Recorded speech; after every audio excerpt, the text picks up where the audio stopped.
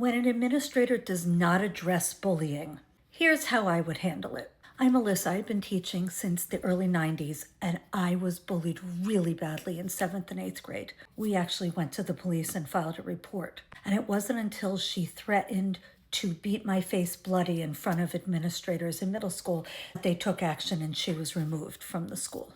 I promised as a teacher I was never going to let that happen to my students. So if an administrator did not address it, these are the steps I would take.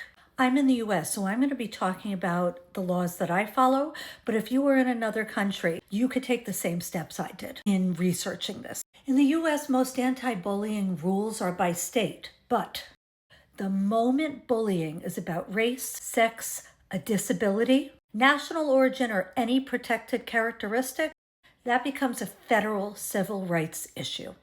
While we still have it, the U.S. Department of Ed will step in. Of course, that's being dismantled, so we will have to figure out which department will handle this. When administrators don't act, the consequences can get really serious. We're talking federal investigations, districts being forced to change policies, mandatory training, and there could even be civil lawsuits when the school district fails to keep kids safe. So if you have reported bullying and nothing has happened, here's what you can do.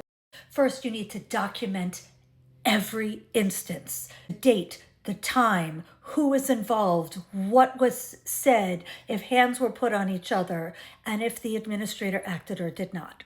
Then make sure you report it in writing. As the teacher, I would email it to my administrator.